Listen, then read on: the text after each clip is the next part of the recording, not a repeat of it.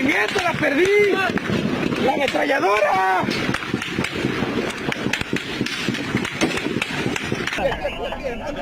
Póntale de frente, póntale de frente.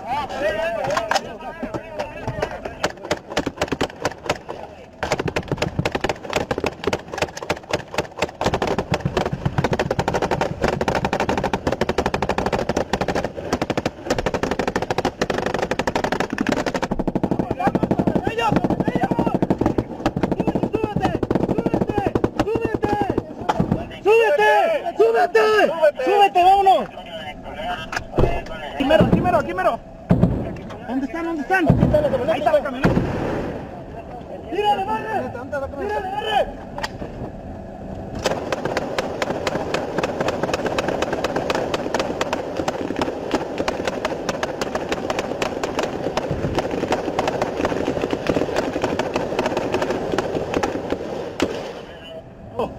¡Vámonos!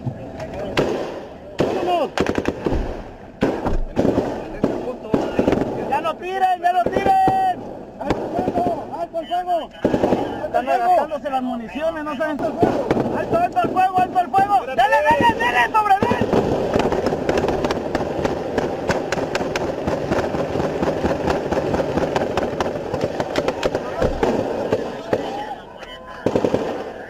¿Cómo estamos?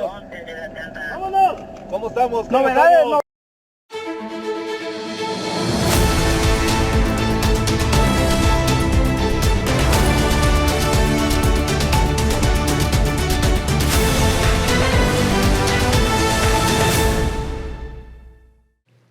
So 8 people were killed, apparently, according to Yahoo News and Fox 56 News, in a shootout that occurred in Nuevo Laredo, which is across from Laredo, Texas. And there's all these videos coming out now from people from different angles where you can hear this heavy machine gun fire, light machine gun fire, and, you know, what sounds like handgun and rifle mostly. Small arms. Yeah, small arms fire across the border there in Nuevo Laredo, which resulted from the Mexican government arresting some drug cartel member. Now, when I got onto Google, and all I did was Google Nuevo Laredo machine gun fire, and I got news stories from 2022, 1987, 2020, and then 1972. There was a New York Times article. 50 years ago. I know. And this is from the New York Times. Mexican gangsters wage bloody narcotics war in border city of Nuevo Laredo. And that's from September 17th, 1972. So this is how long this has been going on. This is, well, 2 generations, if you're, for some people, 3 generations of gunfire, of violent Mexican drug cartel, gunfire going on right across the border from the United States. And somehow, here we are a half century later, and we can't seem to do anything about it. That can only tell you one of 2 things. We and the Mexican government are completely incompetent, or 2, they don't want to do anything. They don't want to do anything about it. Yeah, that's the only conclusion you can come to. Yeah, that's because literally this 1972 New York Times article is something that sounds like happened November 28th, 2022. They may have just cut and pasted the date. I don't know, but hey, that's a good article. Just put that one in there. Yeah, exactly. September 16th, 1972, Mexican gangsters are in the midst of a violent narcotics war in this border city. Machine gun fire has broken out countless times over the last year and a half. This is 1972. Do you think they were blaming the Second Amendment back then for this? Remember, because of America's Second Amendment, we can't stop the flow of guns to Mexico. Yeah. Was this the Second Amendment's fault? Yes, it was. Did we even have machine guns in 1972 to sell the Mexicans? No, we didn't. We don't sell them now to Mexico. That was the video we just did. Victor Boot, whatever his name is. Yeah. Yeah, he's the one who, I mean, people like that are the ones that sell the machine guns you just heard in that video. That is sustained fire. Yes. Okay, and I was bringing that up. That's a belt-fed weapon. Yeah, probably so. Yeah. Probably so, or several magazine. Where the hell would you even buy a belt-fed weapon? Well, a fully automatic belt-fed weapon cannot be sold as a Class 3 item in the United States, unless you were a government contractor. I'm sure it's a Soviet RPK, whatever they are, RPMs. Hang on, let me look at that one. And then in 1987, Nuevo Laredo, Mexico, the bodies of 4 men machine gunned to death were discovered Sunday following a gangland-style execution about 11 miles west of this Mexican border town. That's 1987. So this has never stopped. They've never even tried to stop it. And it just makes you wonder, why would they allow this? Why would they want this to happen? It just doesn't make any sense to me. Anyhow, what do you think? What do you think? What do you think could be done to stop this? Well, I mean, you make arrest. It's easy. I mean, it's a simple thing to do. You do investigations. You make arrests. You make more arrests. You shoot the bad guys that shoot back at you. You put the ones in jail that you catch, and you don't take any kickbacks. You monitor your people. Make sure nobody's taking any kickbacks. They're not involved with the cartel somehow. It's not that hard. I mean, we do it in this country. Mm-hmm. We have peace and quiet and tranquility here for the most part. I mean, so not obviously everywhere, but right. I mean, it's not rocket science. You go forward and you arrest the people who do it, or you shoot the ones who shoot at you, or shoot the ones that you need to. It's not that complicated. If you ask me. Do you think legalizing drugs would stop it? Yeah, to a great extent. But we're not tweeners, not the tweener I'm talking about. You can't legalize marijuana, the sale of marijuana in 5 states where the federal government says it is illegal, but these 5 states say it's perfectly fine to have, but other states don't. Okay, it's got to be totally legal. It's got to be totally legalized across the board. That way, when we grow it here, and we sell it here, and we process it here, we tax it here, then there will be no more reason to bring it in from any other country. And it will turn the drug cartels into impresarios who will now legally start growing, pot and stuff like that. Don't think I'm some big pothead because I've never tried it. Okay. And not because I think it's evil. But you have to either go all the way legal or it doesn't work. Ask any 14-year-old what's easier to get, a beer or a joint. And it's always a joint. Beer is, I know people say, well, the people will be jacking up the trucks that carry the dope. Really? When's the last time you heard a beer truck being robbed? Or a cigarette truck. Right? Exactly. I mean, because you can buy it legally over the counter right there just in the store. Nobody's going to steal it from the truck because there's no dopers. One thing, people who smoke marijuana aren't that ambitious. See, and that's why I think that ultimately they want it legalized. They've legalized it just enough that the people who might otherwise get involved in politics and start trying to change the political landscape from the people who are in power and might actually invoke a revolution, a political revolution of some kind in this country, are so busy trying to get high on marijuana that the people in power are left alone.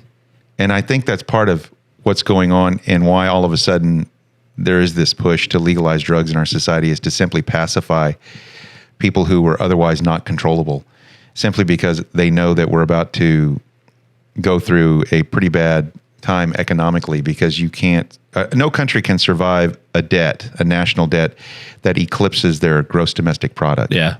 And our GDP is about 19 to 20 trillion, and our debt is 31 to 32 trillion. And so no government's currency that sustains that level of debt can survive. Yes. So they know there's going to be a shift, right? Just like during the Great Depression is the last time there was a significant, well, there have been 2 currency shifts. One during the Great Depression where FDR made owning gold illegal, right? And he confiscated all the gold, and so you could no longer use gold as money or as a method of trade for either international or national finance or business, right? And then you could only use the Federal Reserve notes issued as currency for business, right? And in fact, if you were caught with a gold coin, I think you had to go to prison for 5 years. Think about that. Yeah, that's and good old Democrats. I love them. And then the second one was in 1963 when LBJ pulled all of the silver out of the circulating currency. So your entire monetary base was fiat, as they say, you know, by dictate of the government. Yeah. This is what its value is, because our silver coinage was no longer had any inherent value or intrinsic value. It was just, you know, nickel and copper, and that's it, right? So all gold and silver was ultimately removed from circulation and used as money. So now we're about to go into another change, and that is digital currency, right? And so what I think they're going to do is purposefully crash the American dollar. And that's why there's not, from either the Democrats or the Republicans, there's not like a lot of pressure to cut spending, only because they can't. Medicare, Medicaid, Social Security, military spending, these things can't be cut. They grow, and they will always grow. And they've grown beyond our ability to pay for them, unless we all want to pay 100% income tax, which we can't, right? So the weight of the system is crushing itself. And they know this. I think the math is clear. So what they want is to drug up our society so that we're too passive to give a shit when everything collapses. And so they do nothing about the drug cartels in Mexico, because the drug cartels in Mexico are feeding the habit that pacifies a substantial population or portion of our society to keep it from, you know, Very well could be. revolting politically against the government. And at the same time, especially younger people who are dying by the hundreds of thousands from fentanyl overdoses, right? You know, more people have died from fentanyl overdose than died in the Vietnam War. In fact, twice the number. And nobody's protesting that, right? Because remember, all the people who were out protesting the fact that at the time, 50,000 young Americans had died in Vietnam. In about 1968, 69, 70, that's when people started realizing how many young men had died in Vietnam. And people really started protesting, this has got to stop, you know. Twice that number have died from fentanyl overdoses in half the time. Because we were in Vietnam from, 52 to 72. Okay. And fentanyl has ravaged this country starting in about 2010, 2011. And now here we are in 2022, and we've had 120 to 130,000 people overdose on fentanyl that we know of. Yeah. Right, because there are a lot of people who die from drug overdose, and they're just found right in some rural, part of the country. Yeah. And some justice of the peace is responsible for their autopsy and comes to a conclusion that County coroner. Yeah, that it wasn't. They don't really know what it was. It was just a heart attack or so. Okay, well, and it could have just as easily been a fentanyl overdose. His heart stopped. Yeah. Yeah. So they don't really know exactly how many people have died from fentanyl overdoses, but we do know a base number of at least 125,000. Okay. Okay. That's horrible. I mean, that's larger than the population of most small towns and cities in this country. And our government is doing nothing to stop it. I mean, the Border Patrol clearly is, the DEA clearly is, but that's the sum total of maybe 20,000 people, maybe 25,000 people who are actually dedicated to trying to stop this invasion. Everybody else is just trying to buy it. Yeah. Right. And, you've got all these potheads in Colorado and California and Texas and who can never be satisfied. And so, I truly believe it is deliberate to distract the younger generation of Americans to prevent them from actually getting an angle on what their government is really doing to them. It certainly would, wouldn't it? And ultimately, it's going to lead to our ultimate collapse. Kind of like in Rome when people got into the whole Bacchanal orgies and stuff that they were having in the city of Rome, while the barbarians and the Visigoths were ravaging the city. Yeah. And then all of a sudden, one day they woke up and they were surrounded. And they were, I think I guess that would be the equivalent of $2 million worth of silver today is what they were demanding from the citizens of Rome in 476 AD. And they couldn't pay it. And so they just came in and crushed the city. Well, I think we're going through the same thing now. Damn Honoria. Well, I think that's He was the emperor. yeah. Well, that's what we're going through now is the same thing. Is we're being eaten alive from the inside, and I think it's on purpose. Oh, we are definitely the Romans. Yeah, to be crushed. Otherwise, we could stop these deadly attacks on our border, right? Because the people who win that machine gun fight in Nuevo Laredo are going to be the ones shooting at the border patrol the next week. Yeah. That's true. they're fighting over is who gets to shoot at the border patrol in 2 weeks. That's literally what they're fighting over. No, we're going to shoot them. No. I mean, if these drug cartels ever woke up and started acting like, I don't know, oil and gas companies, right? And realizing that there's plenty of demand for everything they have, they just need to reach some kind of agreement on how to sector off different marketplaces for each cartel, and they all got together, then we would really be in trouble. Yeah. But they're too dumb to do that. Yeah. Well, and greedy. Thank God. Thank God for greed. Yeah. And so right now they're just killing each other to try to figure out who's going to get to shoot at the border patrol over Christmas. And that's what's coming. So I feel terrible for these, I do too. border patrol guys. Oh, It's all they can do to stay alive and try to stop this invasion of fentanyl and cocaine. Especially when the administration is working against them as much as possible. And nobody gives a shit. Nobody gives a shit how many people have died from fentanyl overdoses. And it's everything from, some guy's 17-year-old suburban football player who went to a graduation party and was given what he thought was a Xanax pill by one of his friends. Oh, we're going to party. And it turns out it's a, aftermarket fentanyl laced concoction that winds up killing him. Yeah.